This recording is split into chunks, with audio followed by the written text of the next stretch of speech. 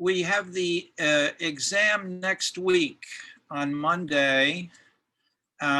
This Wednesday, 2 days from now, we will have questions and answers here, and want to respond to anything you want to raise through this first part of the course. Today we will go through the section on Tocqueville and follow-ups, and I will try to connect it a little bit to some current and historic cases, and then continue with more discussion. Let me ask and start. What were the two main examples of women's participation in America that Tocqueville discussed? Question. What does anybody say? Simple, pretty simple question.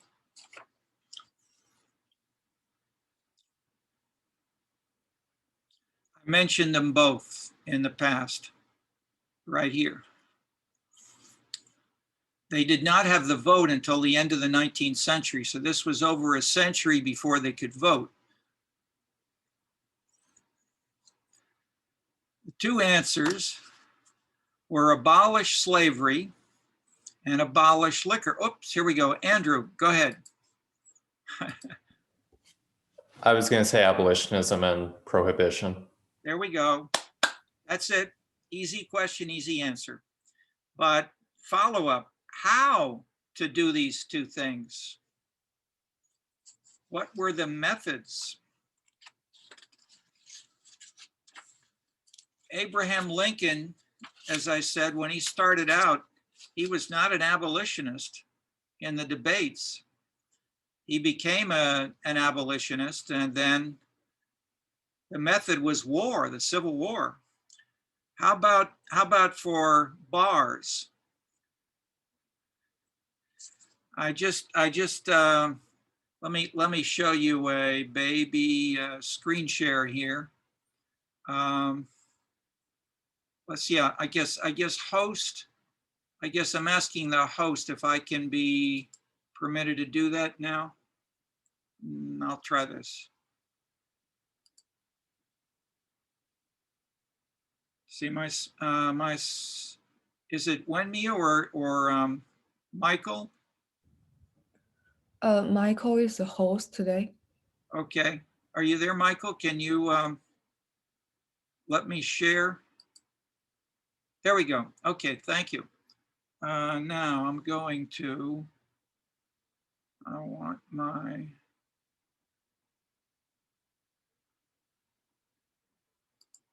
PowerPoint. Okay. Do you see on your screens types of participation? Carry nation? Yes. Okay, that's what we want. She kept pursuing the temperance cause. Bars began to hang signs that read, "All nations welcome except Carrie." She would be happy to join the parades, the puppets, and demonstrations that have spread globally in the 21st century. After she had this, so she actually was in her later years. I should add, the majority of the temperance movement did not carry hatchets, but she was famous enough that she was in vaudeville and went up and would walk around through the crowd and pass out mini hatchets, showing a bit of irony as well. The more abstract version of this stuff is Tocqueville and Putnam, Model 1, the top line. This is the one-line theory of Tocqueville, so stressed by Putnam that Putnam and many writers on Tocqueville and civic activities have tended to forget the other things, the context. But what I'm trying to do is to bring back the context, and doing that by looking at variations within different cities, bars, churches, as well as countries like China, Asia more generally.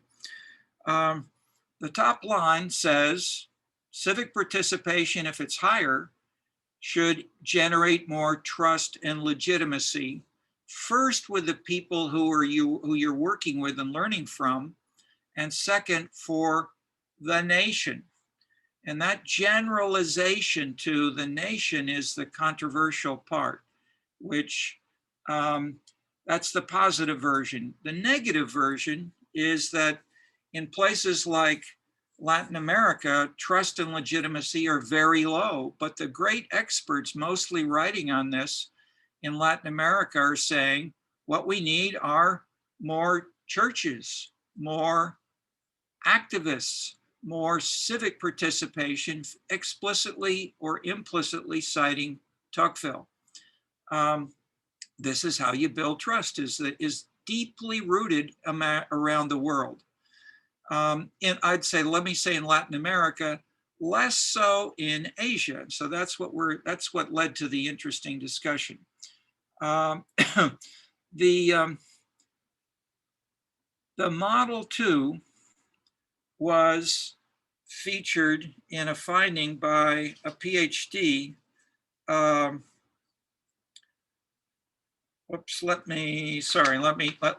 me add a couple more points first.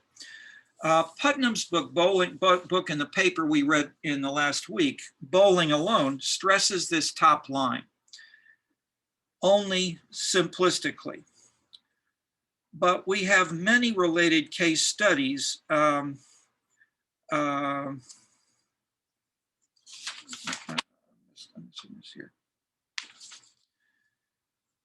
That I'll tick off a few that we've already discussed. Daniel Elazar, of course, the three regional cultures, New England, Middle Atlantic, and South, where the New England was the main source for Tocqueville, and I'll point out, therefore, not nationally representative.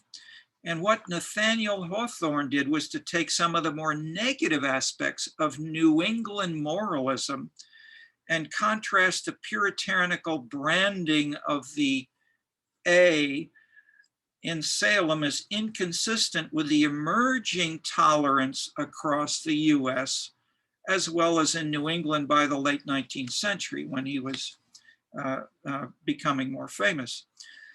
Many historians have studied Salem in great detail, lots of depth, about how Puritanism and then moralism and then Calvin got transformed, how it became part of the Episcopalian, then the Unitarian churches in a more secular, slightly secular manner, etc. One of the most serious US community studies with that is the 5 volumes called the Yankee City series by Lloyd Warner and his colleagues at Harvard and University of Chicago. And the 5th volume on culture has the strength of showing some of the limits of the classic New England model. That is, the authors point out the context was changing. History over time changes its context. Traditionally, the 4th of July featured a parade where the old families of the town called, its real name was Newburyport, reenacted the Revolutionary War battles of their forebears.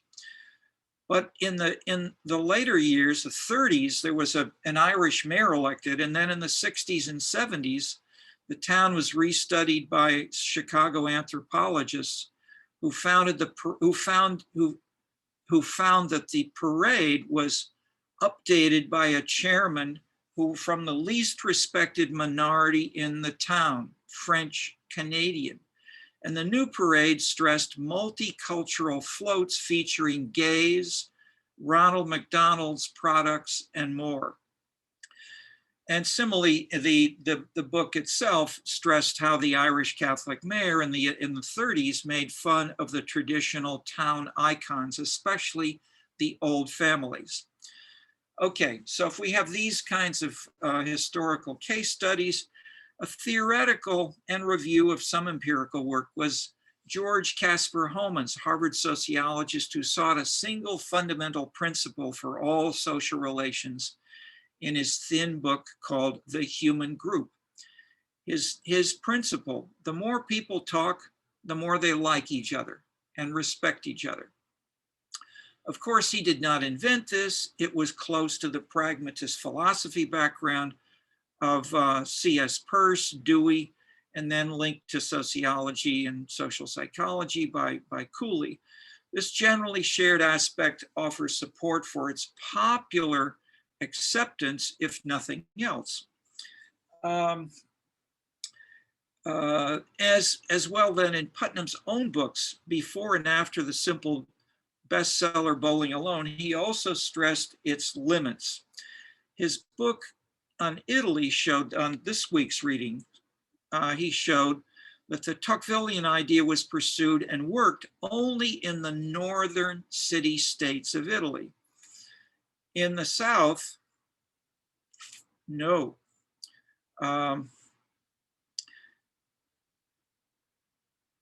His later book, American Grace, shows that anti-abortion and similar strict policies of the evangelicals in the US led to the most dramatic decline in church attendance by college graduates ever recorded in the US. Yet if we seek evidence from the currently growing big data, the most compelling is the Chicago doctorate by Seokho Kim, Seokho Kim, featured in Ken Tuckville Karaoke. And really, it sparked the creation of the book. I mean, his basic finding was, if we look at these, model 2, 0. Civic participation did not increase trust and legitimacy, even though civic participation, some kinds of civic and related participations did. But that implies if some are 0, some are positive, others must be negative to make an overall 0 impact sort of here. So we had examples of each of these beginning to surface when we began to look both within the US, and I think I've asked you the question, what's an example of model 4 in the US, a civic participation that might generate less trust?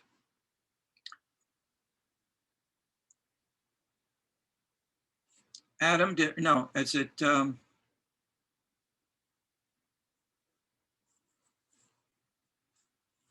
I've got this on, so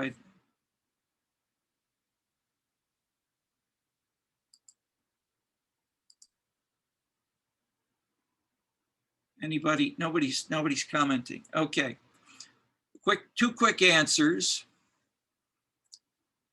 Unions, maybe, and some gangs. But let's think about this and link this with broader ways to try to contextualize.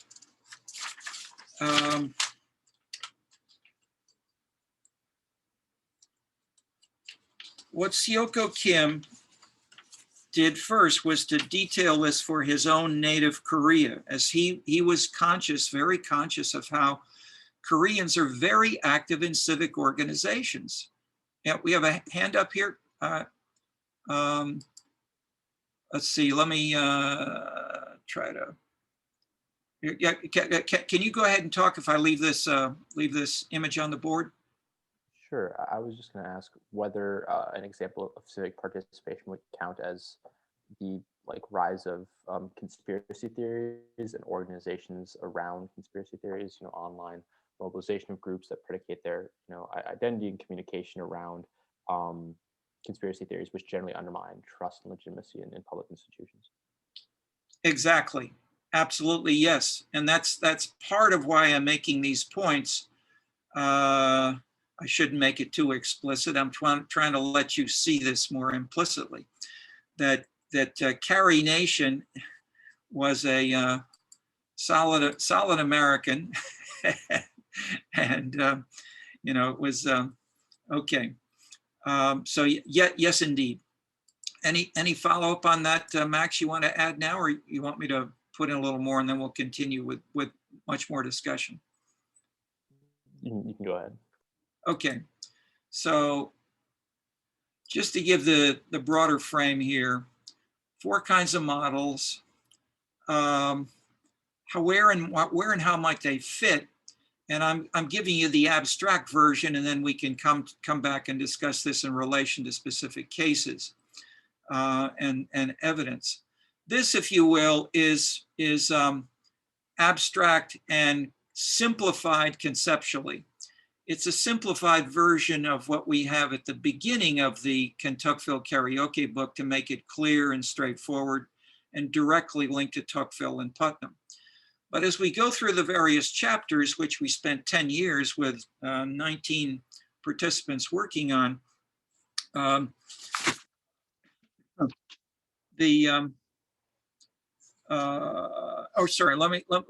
me say, yeah, so we work with 19, including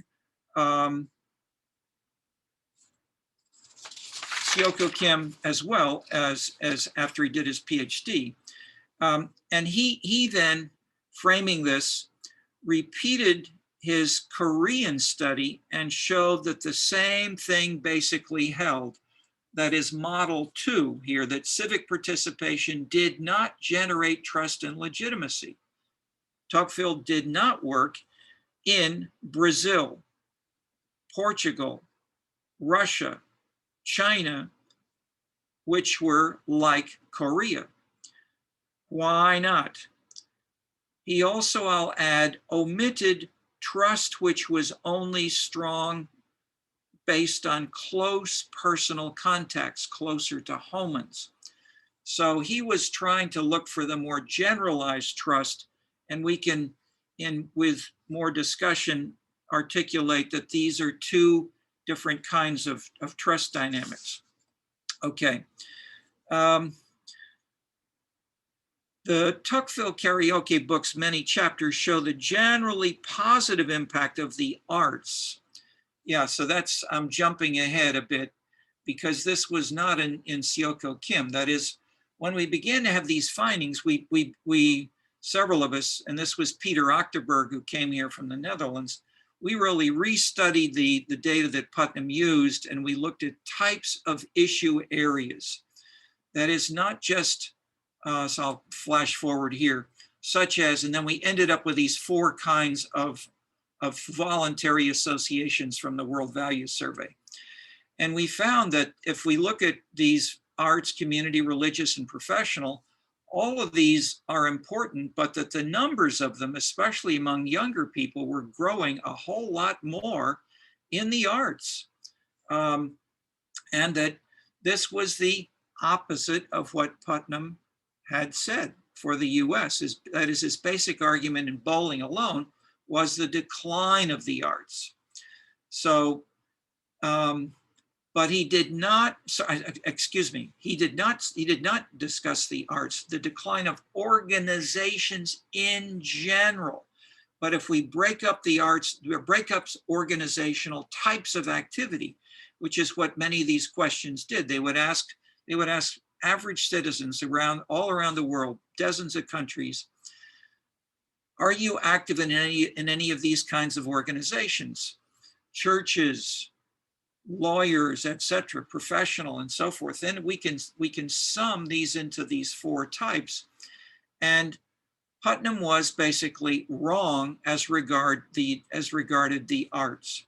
That is, the arts were simply growing. This is a simple memberships per capita, something of that sort. Whereas the others were not so numerous.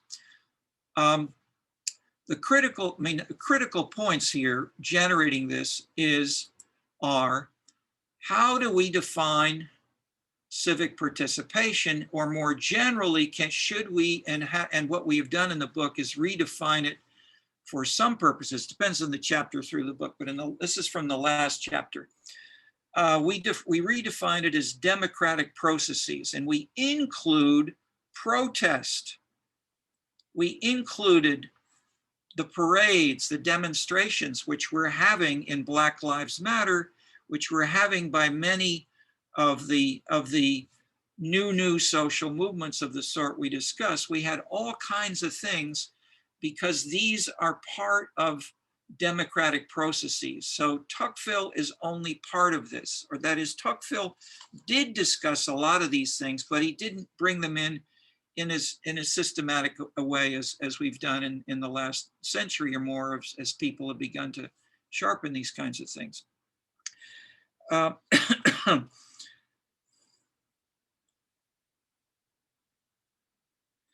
Specifically, which something that looks very different from protest and social trust is a sense of duty. Duty may imply less visible, certainly protest participation, but it fits perfectly Putnam's two parts of Italy, the North and the South. So in the North, you had let's say the nonviolent civic activities in some of the city states, but in the South, you had the church on the one hand and the mafia on the other. The mafia were and are classically criticized as violent, non-democratic alternatives to civility, which they would have in the north of Italy.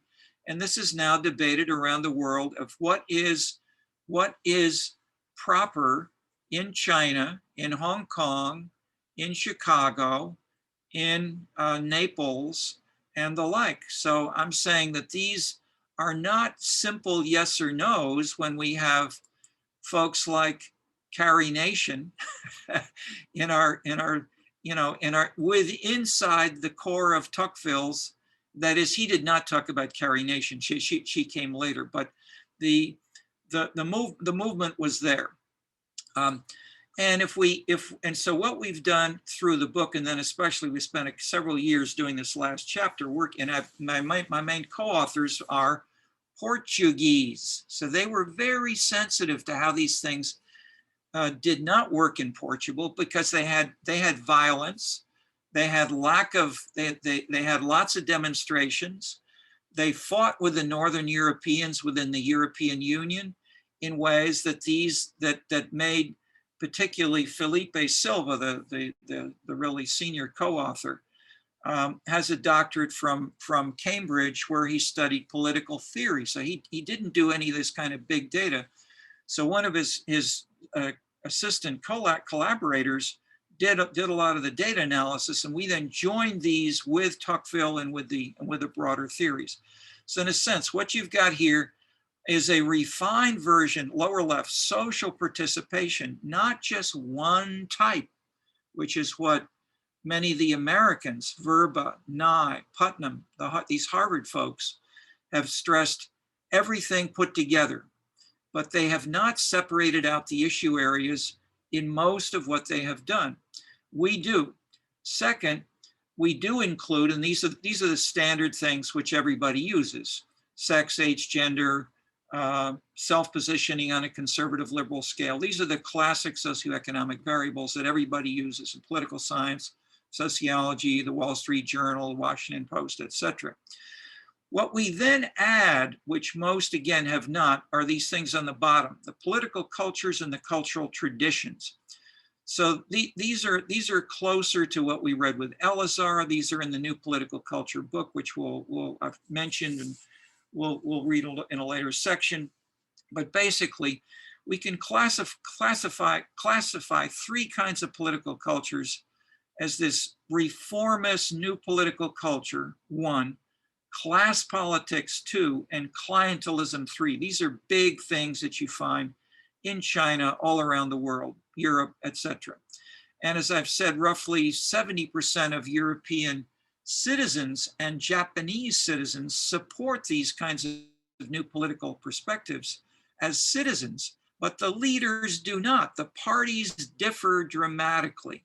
And so where and how there's a relationship between citizens and leaders shifts with the party, and sometimes we have more class politics, as in Portugal and Brazil, and other times we have more clientelism, as in Portugal and Brazil, and other times we have it, but it is fought as corruption, as in China and Chicago.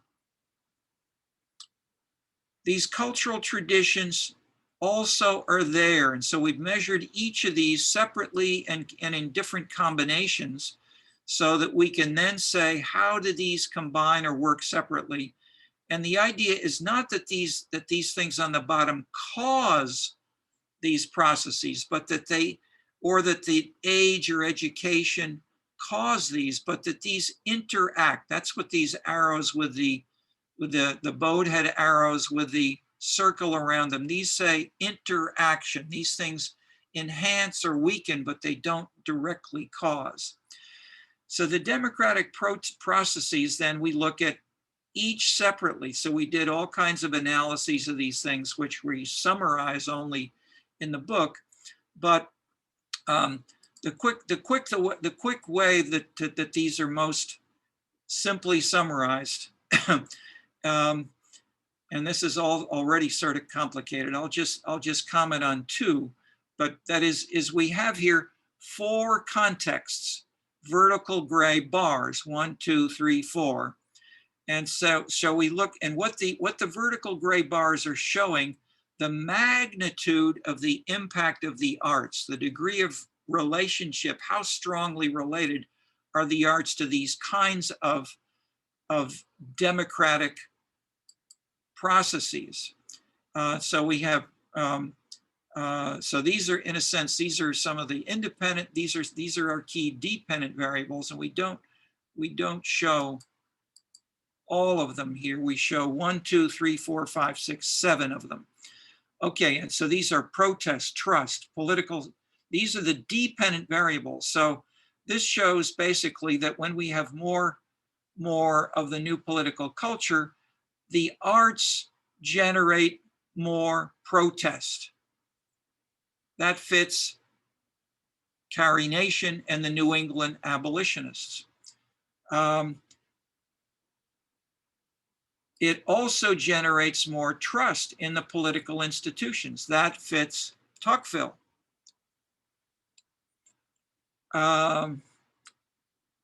However, if we go over to duty, duty is diminished in those areas where the arts are stronger if they are the NPC, the new political culture. Whereas in the far right, I don't know if it's hard, it's maybe hard to read, but let me, can I make this thing any, I won't try to enlarge, I'll muck things up.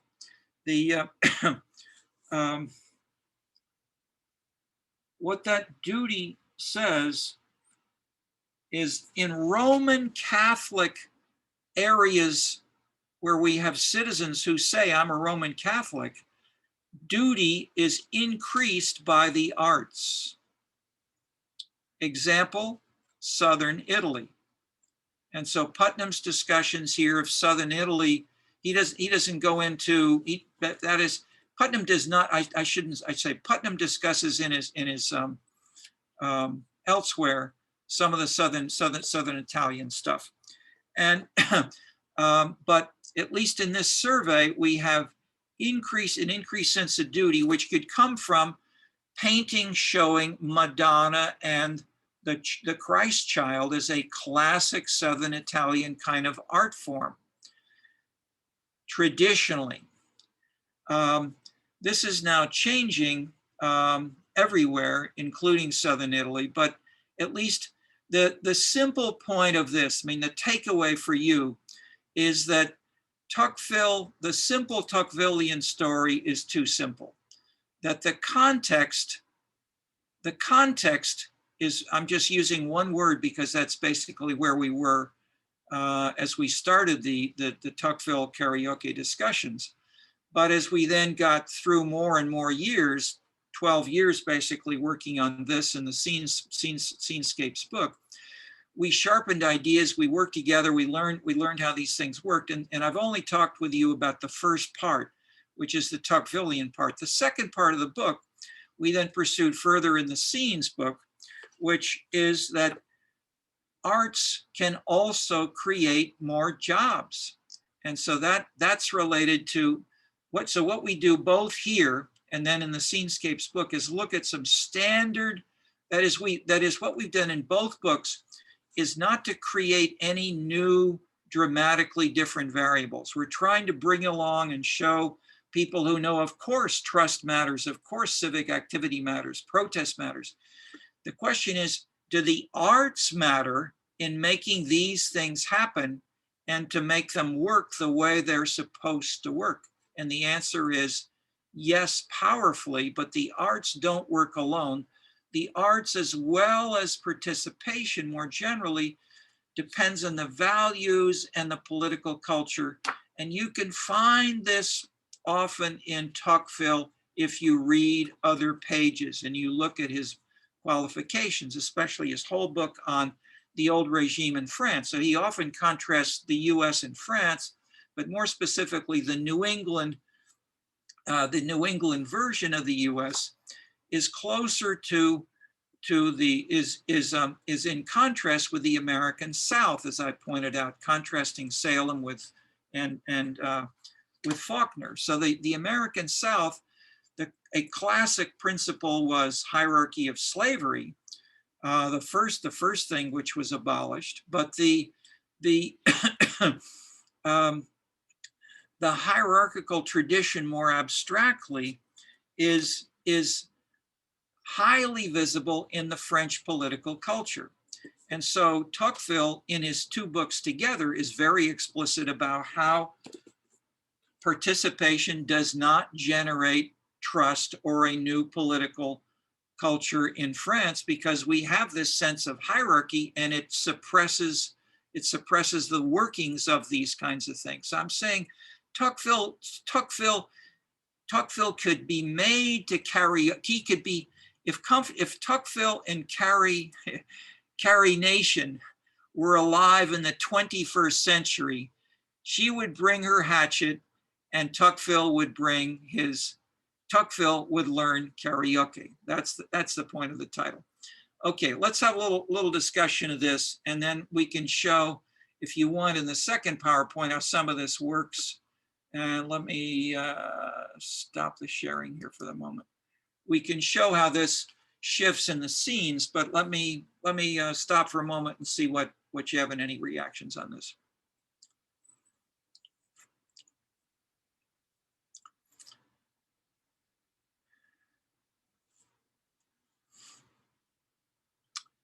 Anybody?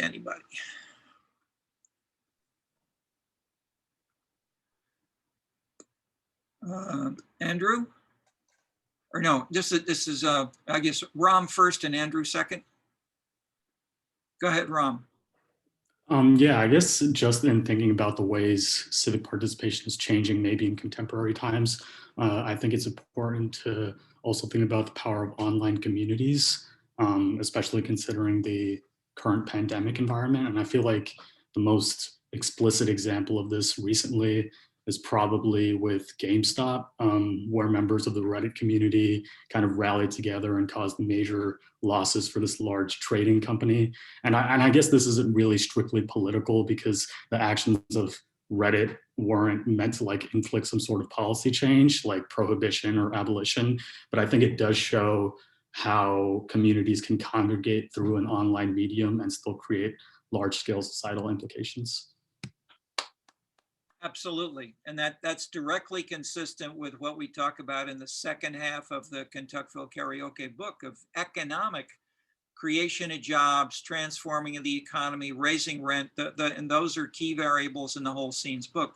And we did that, that is, I'd say more generally, because these new things we're adding of scenes and the arts that nobody has been talking about, and you don't hear explicitly or read about in the Wall Street Journal, you do read about what you just discussed. So to show that this is being driven, as you're discussing, by social media, people communicating in ways that don't fit the normal stock market, but that do fit a more sophisticated version of markets.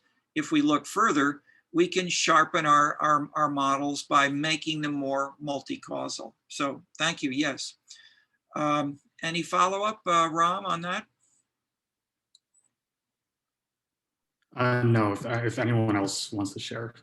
Yeah, I think That would be awesome. was it Andrew Langford or Max who had his hand up?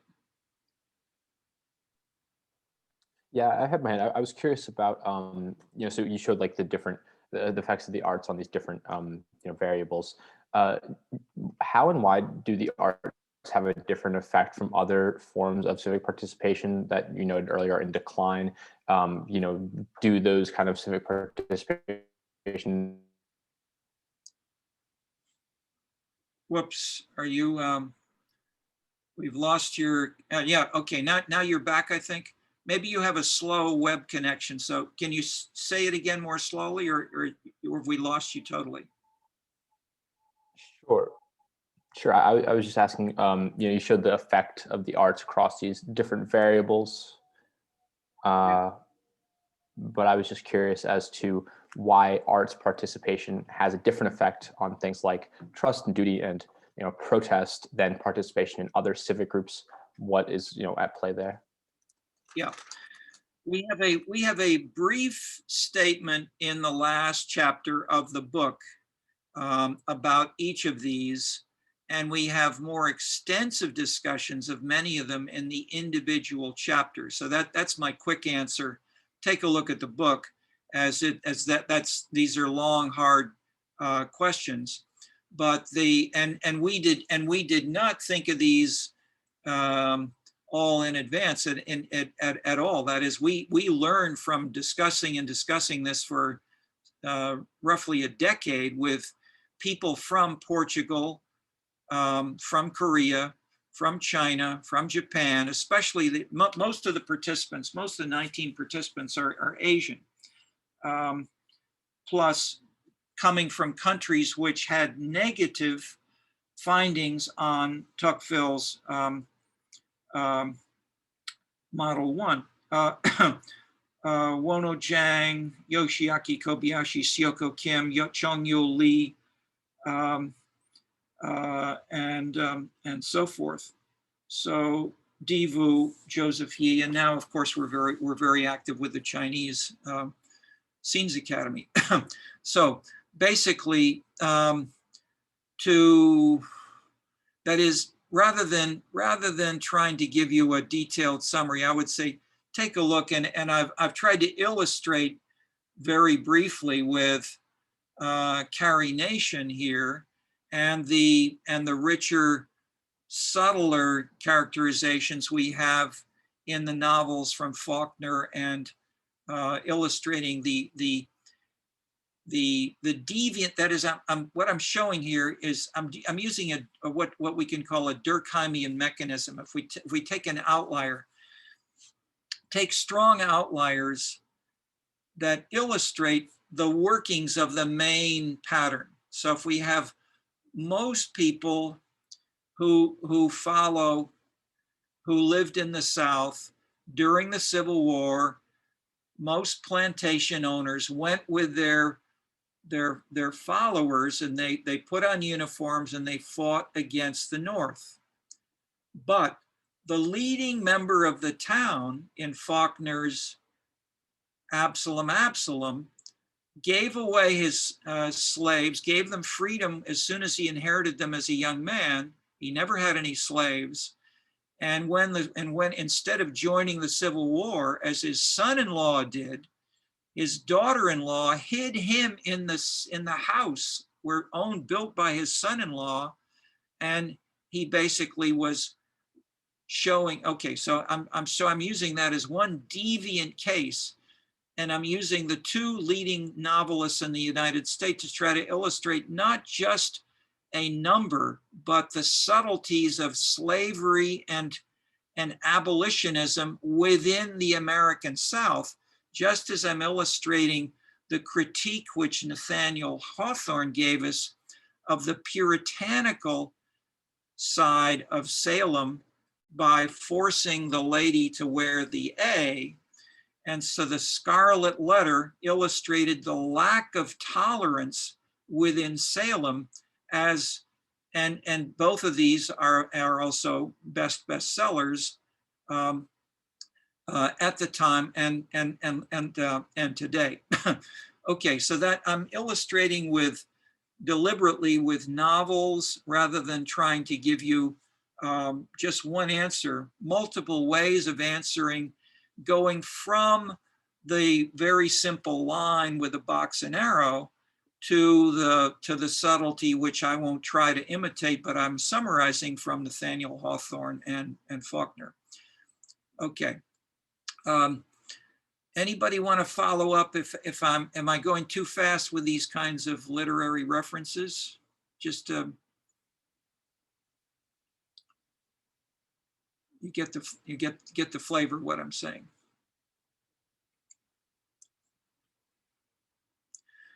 Let me run through some of the. I'm not going to try this in detail. I'm gonna go very rapidly and show you the.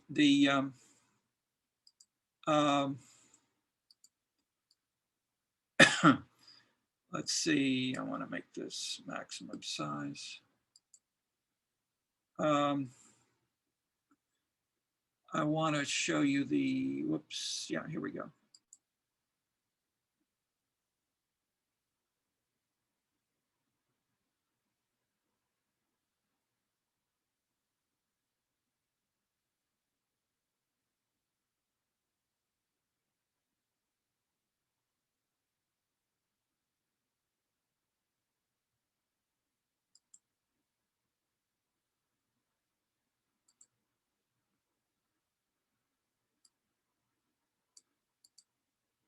Okay, this is taken from a talk I gave about a week or two ago to the Europeans, but we include examples, especially from the arts here, as this is another way of answering your question. And so we contrast the old 19th century models with the 20th century, and this, of course, is was and is a dominant European model, class politics. Factories. And here's an alternative 19th century model, which we've now heard about. Les Arcades, okay, and the flaneur. So these are the backgrounds of the folks who've worked on this stuff, the theorists, Baudelaire in the upper right, and Wagner and Levi-Strauss, and then Brecht on the left, and Walter Benjamin of the flaneur on the right. They didn't get along. The globalization theme of the world is flat. The new political culture, here's our sort of general causal model, which joins these, but it's got lots of boxes, and we don't talk about them all at once, but selectively in elaborating parts of them. The components of scenes and the 15 scenes. These are these 15 in the bottom boxes of 5, 5, 5. This is the grammar of scenes. These are the key things that we focus on for almost 12 years, analyzing where and how do these things work? How do they make sense? And we didn't invent any of them, just as we didn't invent any of the key variables in the two books, but we show where and how they work in a lot of complicated and surprising ways that we didn't have, that we and others did not understand before. We create a measure of each of the 15 scenes from high to low, sort of, from good to bad, and neutral is not positively or negative. So we score, what we score are really amenities. Amenities are things like a bookstore, and we've got examples of these, but these are the more abstract. This is the linguistic transformation rules for going from these ideal types across the top to these components down the side, these 15 components of the scene. So we started with these, Disney Heaven, Renoir's Loge, Becker's Buzz, and so forth. But then we said, these are too concrete, they're too European and American. We want to be able to take this to China, to Korea. And so we moved to these more abstract things, but we want to be able to still go back and forth. And so this shows how you can move from one to the other and analyze, for instance,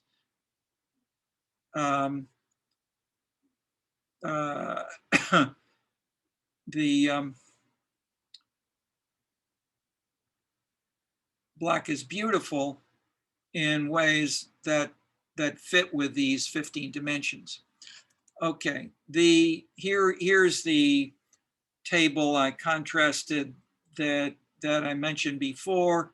Tripling in the Netherlands, doubling of the arts from 81 to 99 in the US, flat in France, or slightly increasing in France, and global, more countries still, Netherlands, US, Sweden, Denmark, Canada, and Korea. Korea increased numbers, but not increased impacts. That was the interesting irony. Employees in the leisure and hospitality sector, no business cycles here. This is a linear sectoral change. Tiny drop there at the beginning, but not at the beginning of the 21st century. These are the scenes, some of the scenes participants around the world talking, trying to figure things out in cafes from and elsewhere. And the Scenescapes book. And then I made the point about looking at deviant cases.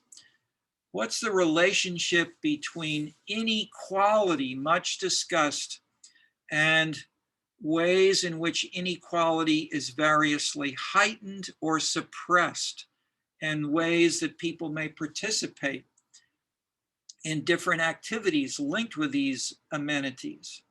And we see here a massive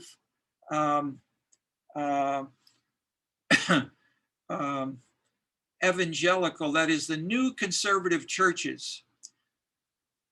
They're bigger in Korea, but they're pretty big in Texas and some places, and a few of them in other places, and even Chicago. We've got some pretty big ones, but they're bigger elsewhere. The reason I feature this is from a paper by two experts who are martial artists and know a lot about these amenities. Joseph Yee was the teaching assistant in this course when we first developed the syllabus, and then Dan Silver, of course, we did the Scenescapes book with. But we discovered when we started looking at the individual amenities like martial arts, yoga, karate, how did they relate to inequality? And we found there were big, dramatic differences. That was what this is. It's summarized in the Scenescapes book, but it's just in more detail by these two guys who really have lived this experience. And Joseph Yee's great title, God and Karate on the South Side, it's a revision of his PhD, show that evangelical churches could lead to more equal treatment of people in a sense, as illustrated by an African-American 30 or 35-year-old woman who would go with her 10-year-old son to martial arts together, and whether or not they got promoted depended on the master, and the master would point to what Americans think of as 10 Commandments, but which in Asian context really came from Confucius. And one of them he would rephrase and would say, did you do your homework last night? And if the student said no, he would say something like 10 push-ups. So physical punishment for specific violation of moralistic concerns were used to join these components of scenes in new ways. By contrast, yoga, let me scroll on down here, yoga and New Age spirituality. Joseph Yee and Dan Silver both went to college at the University of California, Berkeley, and they have very much this kind of stuff in mind. And they're very, as you can see, distrustful. This slide was chosen, I think, by Dan. Okay, Dan was saying, you know, hey, is this Berkeley? And basically, the New Age spirituality goes beyond we were looking for amenities and activities which go beyond yoga. I don't have a slide for yoga, but basically yoga is strongly associated with more inequality. Those zip codes with more inequality have more yoga. Those zip codes, 45,000 of them, with less inequality, what do they have?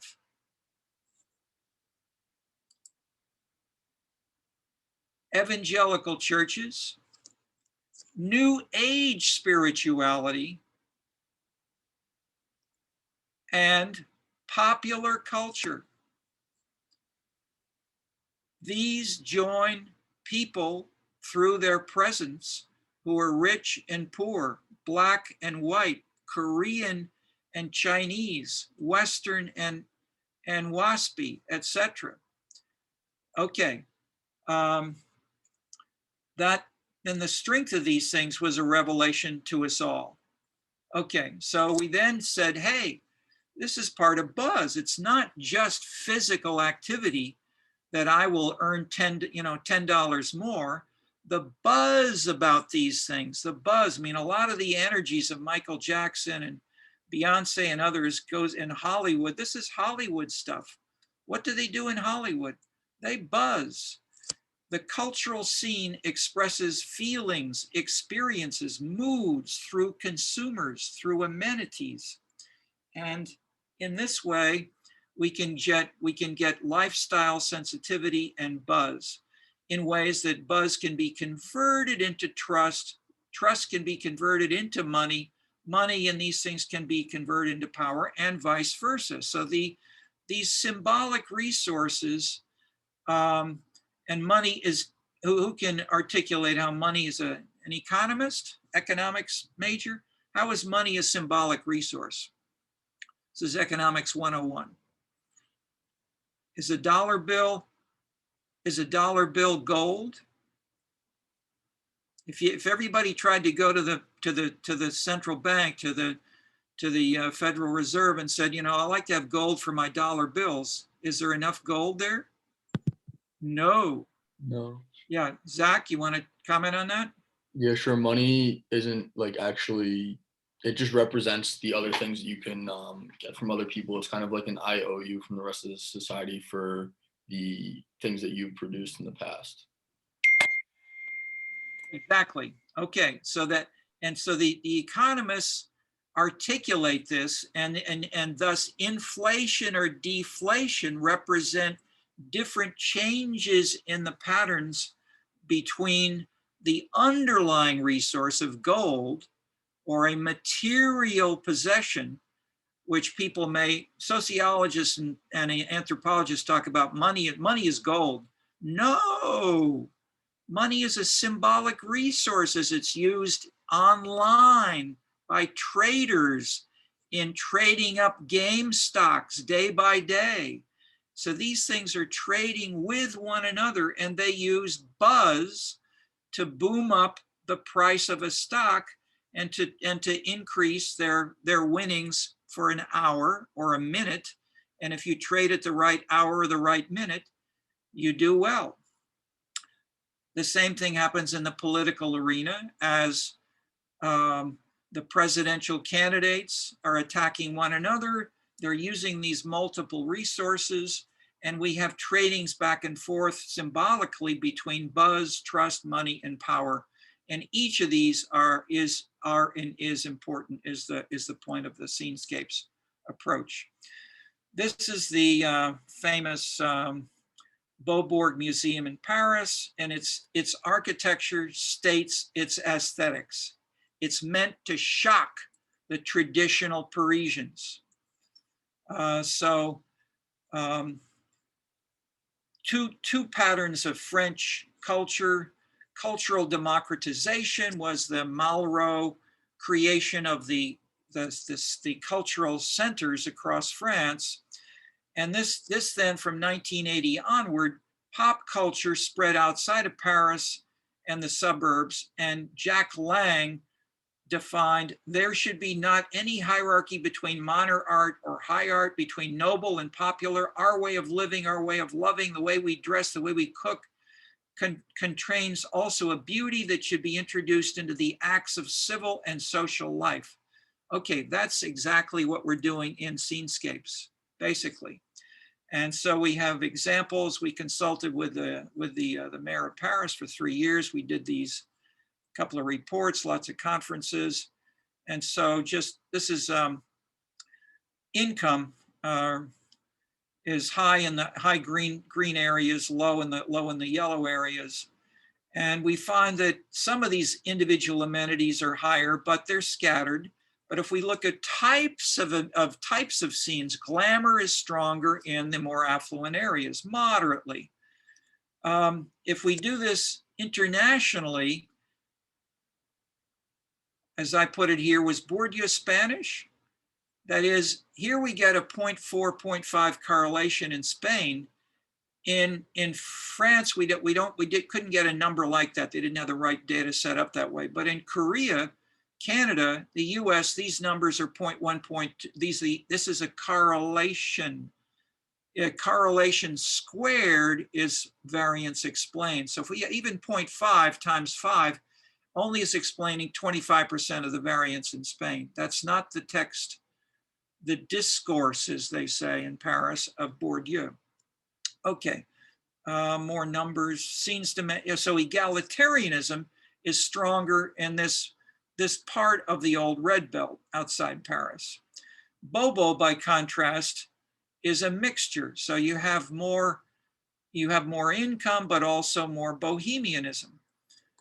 So we have these different maps in different areas, and they even connect with one of the most popular songs about Bobos. Okay, and then types, contrasting theaters in Marseille. Unlike Paris, Marseille has explicitly sought to develop immigrant culture in immigrant neighborhoods. So here is the city, the zip codes where we have more high immigrants in the red area and a theater there, in contrast with another theater which is not there. So basically, Paris, we've got scattered theaters and cultural activities, and do not. So there's no correlation between cultural associations and immigrants in Paris. So we have different local and national types in different cities in France. Polish examples, the cafes.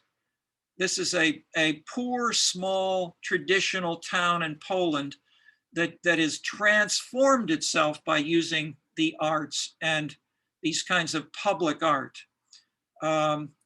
These go back to this is my neighborhood. Archibald Motley's famous scenes were inspired by the good times of the stroll, which during the 1920s, the Encyclopedia of Chicago says, was jammed with Black Humanity Day and night. Okay. Um, Chicago's opportunity artist is Theaster Gates, who carries on with some of this. And here's some of her raw data, but I want to, okay, I'll just show you a bit more of this, and I want to show you Theaster briefly. These are the raw data that we call amenities, cafes, Catholic churches, etc.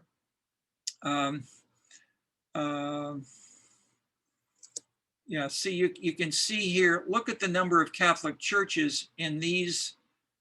We got the LA neighborhoods over here. So on the left, we got Cook County, New York, the 5 boroughs, and the LA County, then the total. So Catholic churches are big in Chicago, 763 of them. This is a few years ago. These have dropped by half in the last 5 years or so. The Catholic churches in these neighborhoods, we can then see are Bel Air 0, 2, and so forth.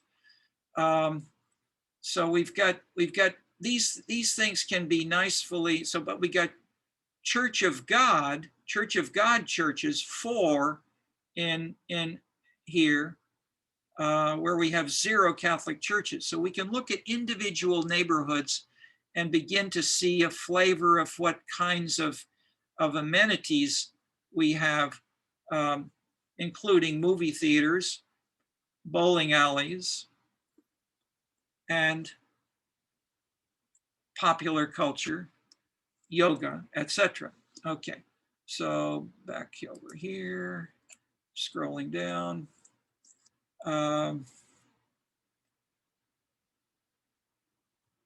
Okay, indicators, just to give you a flavor of how these things can be clustered into the types of glamorous, transgressive, neighborly, or exhibitionistic.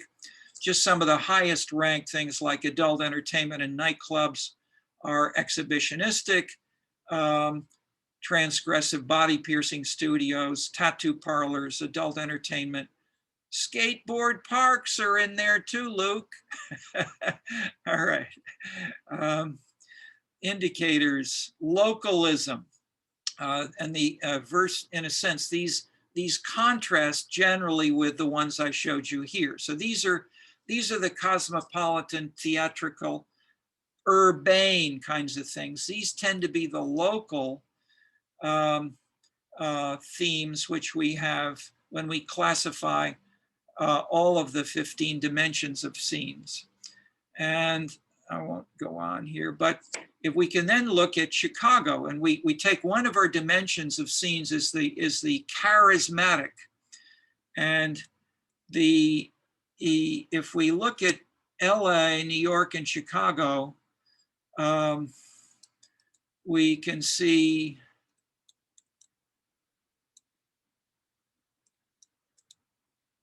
this is a simpler one to look at. If we just look at these 1, 2, 3, 4 here, these 4, 5 scenes dimensions, Chicago, to be charismatic in Chicago, you've got to be neighborly, egalitarian, and traditional. By contrast, if you want to be charismatic in LA or New York, you should be glamorous and self-expressive. This is a nice, precise, simple way to capture some of the scene specifics, even at the city level or the county level, whereas, as I showed you, if you go down to the individual zip code, you can be more precise. So here we have the zip codes within, or these are bigger than zip codes. These, now these are, I'm not sure if these are zip codes or not, or these may be what we call community areas, because a lot of literature discusses them. So here we have neighborliness in my Bronzeville South Side, and what they call self-expression, or the psychologists call neurotic, up here. Whereas in Los Angeles, we've got self-expression in Beverly Hills, Westwood, and so forth, Hollywood. And the opposite, neighborliness, is in the African-American and Mexican areas down here. Okay, so these are powerful tools. I'll simply show you, without trying to explicate all of this, that you can control all these other things. So you can do things which are not listed here in detail, but you can control the income of the area. And then we looked at these dependent variables here. So this is in the economic section of the Tuckville book and the Scenes book, because these are what people who read the Wall Street Journal say, this is real stuff. And even sociologists say, oh, sure, that's real. You know, change in population, change in jobs, patents, maybe, okay. But then to show the independent variables, what drives some of these, glamour, art, self-expression are really driving these things, as well as race, class, gender, and national origin. Okay, that's my quick overview, and I'll leave it up there for a minute if we have anybody who wants to ask any questions about what I put up as slides, and we've got 15 minutes more for discussion. What do you say, folks?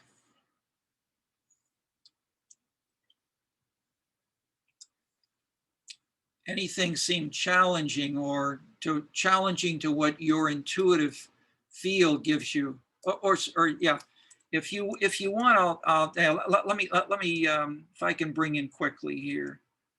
I've got now maybe I don't have him immediately there.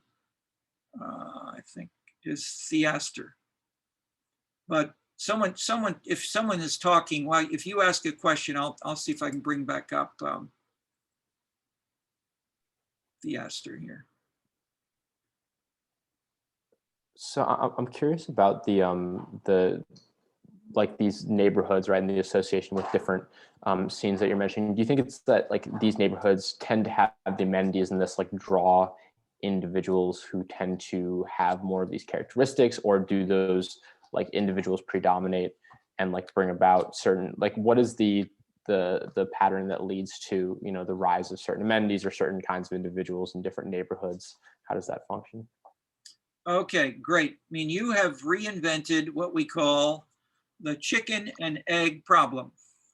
And Christine Sakamoto has spent about a decade working on exactly that as part of her highly conscientious PhD thesis.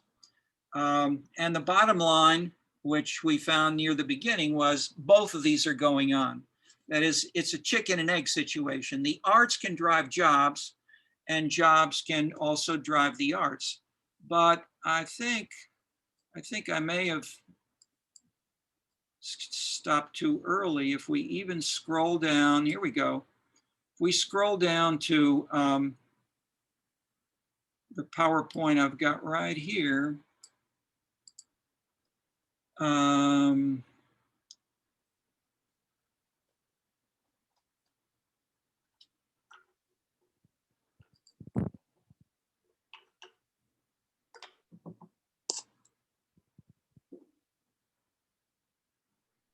Okay, which comes first? Jobs or arts and entertainment?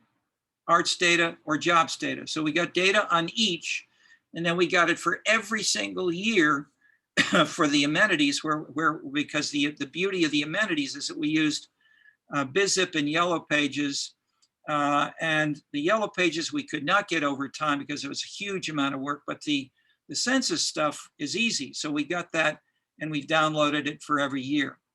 And these are examples. We have 72 patterns of types of art. These are some of them, pretty obvious: motion picture, fine arts schools, etc. And there are those which are narrowly defined at the top, artistic, and those that are arts jobs related, but not so explicitly doing the arts. There are things like record production or graphic design studios and so forth. So the way we set it up is to ask the question, which one is bigger? In the key arrows of the diagonals boxed in yellow. So if we have arts jobs in year one and total the non-arts jobs in all the other years, over time, which one increases more? And the answer is they're both significant, but they vary by areas of the United States. So in the blue areas, total jobs drive arts jobs more than the opposite pattern, which we have in the red. So in these red spots, we tend to have the arts jobs drive total jobs more. That's the relative. So I'm summarizing in a dichotomous way, but as you can see, it's not a dichotomous story. And if we look at these intermediary colors and numbers, we've got lots of intermediary cases, such as Chicago is near the rural Midwest. The rural Midwest in general tends to have this southern pattern. So that's my quick graphic summary answer of 10 years of hard work by Christina Sakamoto. But it's a critical question to ask, and it takes a while to answer. Let me see if I can play this easily. From clay pots to entire cities. Okay, now you're not. I've got to shift this. You don't see this, I think, do you? No. No. Okay, let me pull it over to here. Then I'm going to shift my stop sharing, and I'm going to choose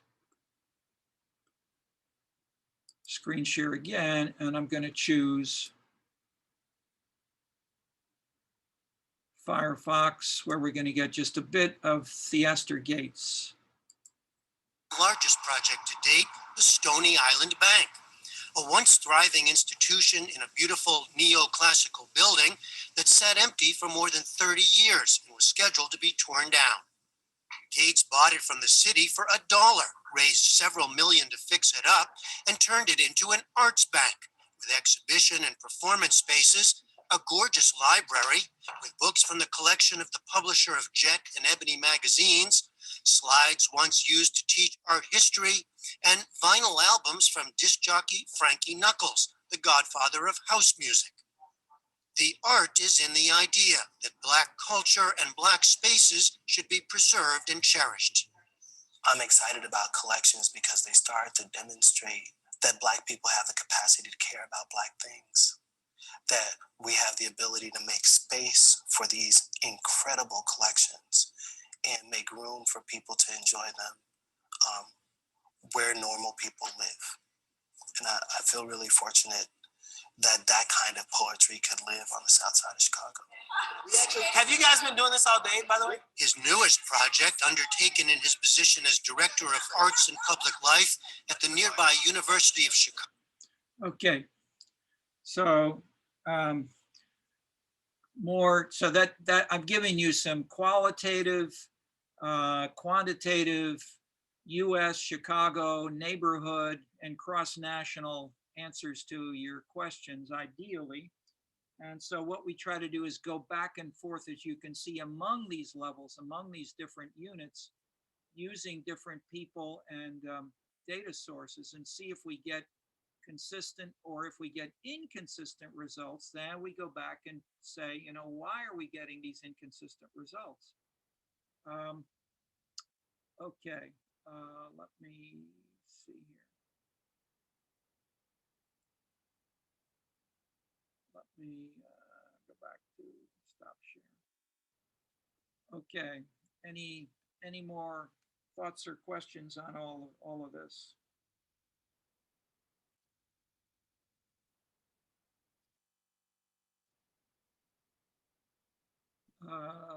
Go ahead, Andrew. Yeah, Andrew, go ahead. Okay, so this is kind of following up on what you were just talking about, but I'm wondering how these neighborhood level results change alongside preferences for public versus private financing. So in the past, you've talked about these big spending programs from Daley that arguably continue through Manuel in support of the arts. But then we also see these contributions from more private sources like Theaster Gates. So between these two approaches, what are some of the tangible differences in neighborhood outcomes? Yeah, that's the first question that people from a production thinking standpoint ask. the quick answer is that in the most of our serious empirical work, we didn't try to answer that because there's so many different sources of generating scenes, some private, some public, some deep historical that go back in China for centuries. From Genghis Khan onward, although feudalism, Genghis Khan is, and so the strong egalitarianism we have is in contrast to the strong hierarchy of the past. And so that's why I'm featuring the American South as well as Genghis Khan to tell a story that does hold together if you see some strong versions thereof. And we get to not just, okay, so, and we got to Genghis Khan through Stalin and the films, including Prokofiev's music and Eisenstein's film on Ivan the Formidable. So in this way, I'm looking for ways of answering this without necessarily saying that did Stalin use the private sector? He contracted with these artists and musicians, but he paid them a fee. Is Hollywood private or public? Okay, so in that sense, we get mixes of them, and and I would say one answer which some people have said, capitalism and socialism now are there, but how much variance do they explain compared to something else? Variance in terms of what?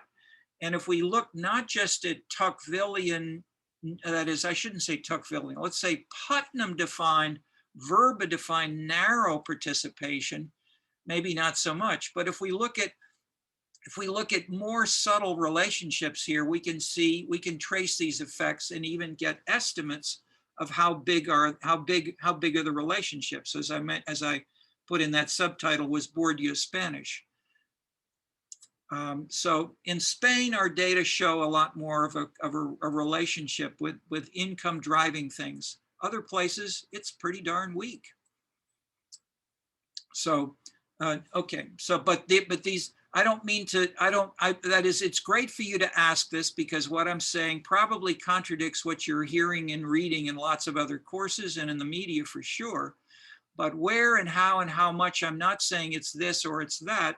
I'm saying how strong. I'm saying, let's look at the scene by scene, and in a skateboard context or an American 19th century bar context, or in a Theaster Gates yoga. That is, Theaster Gates also does yoga, but when he does yoga, that is, he doesn't do it himself, but people doing yoga with him tend to be, they are African-American, often women, and they use the first 10 or 15 minutes to talk about the biggest problem in their lives before they do yoga together. So in that sense, they're transforming the culture of yoga rules into a little bit of Oprah Winfrey type psychoanalysis. And that's great. Okay, another hand was up. Max.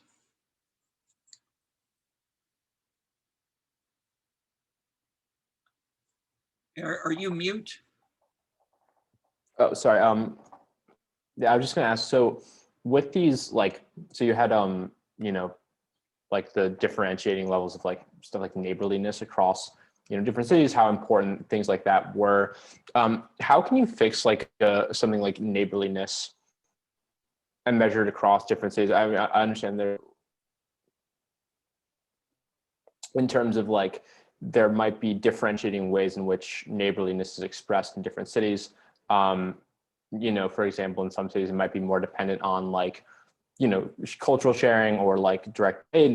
There's just varying ways in which neighborliness is actually expressed. How can that be fixed across different cities?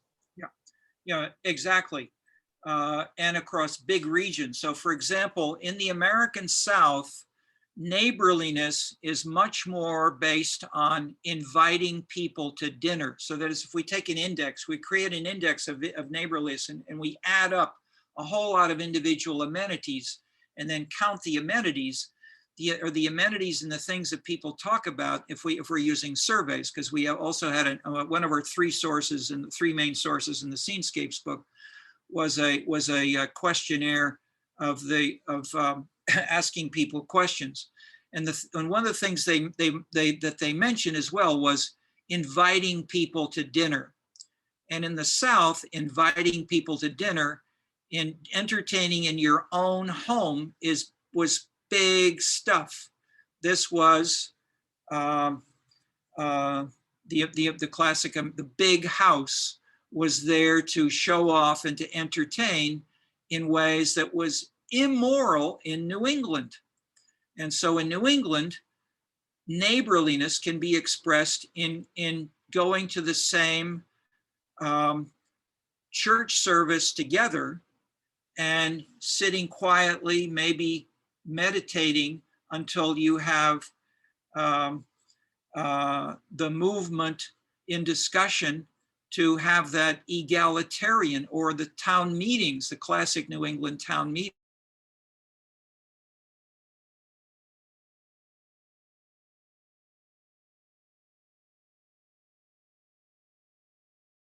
Seen, but if we use standard, that is, so I would say for different purposes in the books, we sometimes discuss individual amenities like skateboard parks or Catholic churches, or we put them together in a index. And so in that way, we can do each of these. And I'd say, depending on the discussion and the theory we want to pursue, each of these are legitimate types of social science. But it's a more complicated story. Both of these are telling more complicated stories than the media generally want to tell. So we're ambivalent about how much to simplify. And as was Putnam, Putnam had one bestseller and he simplified his story of Bowling Alone, but he doesn't have big sales of his more really creative books before and afterward.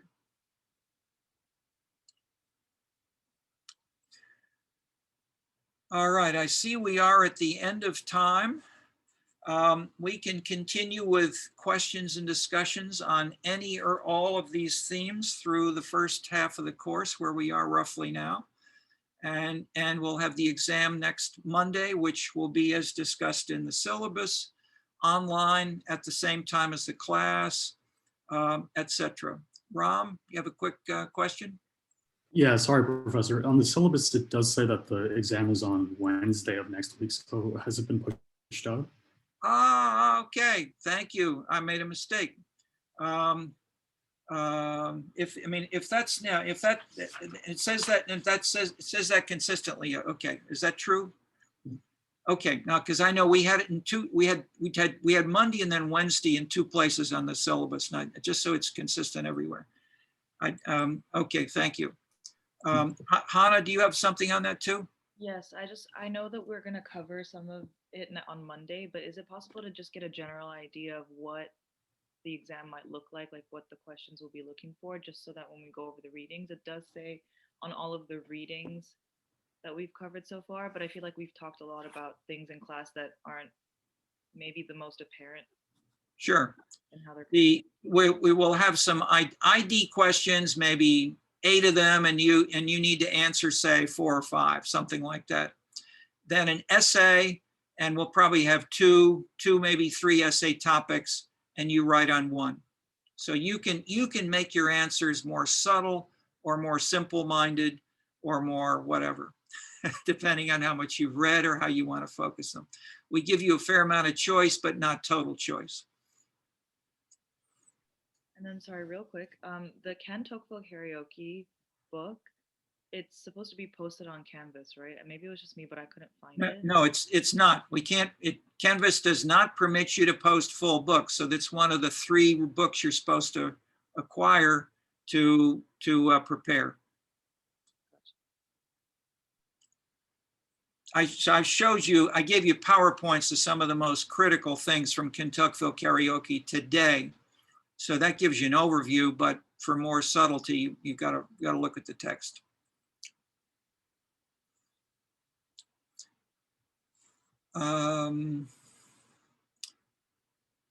Okay, anything, yes, so yes, we'll discuss more. All right, so that's great. So we've got another session for what I went over more rapidly. So we'll pursue some of these multiple themes and have a good amount of discussion as well on this Wednesday, in 2 days from now. And I'm delighted that we've got a little more time than I realized. That's fine. Okay, thank you all. Or yeah, we'll stay on for office hours if anyone wants to do that today.